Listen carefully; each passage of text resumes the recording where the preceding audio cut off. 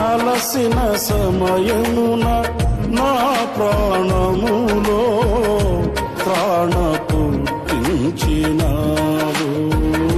ఆదరణ కలిగించి పిలుపును స్థిరపరచి ధైర్యముతో నింపినావు.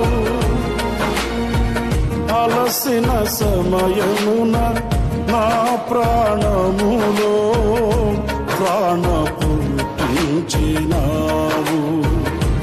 ఆదరణ కలిగించి పిలుపును స్థిరపరచి ధైర్యముతో నింపినావు.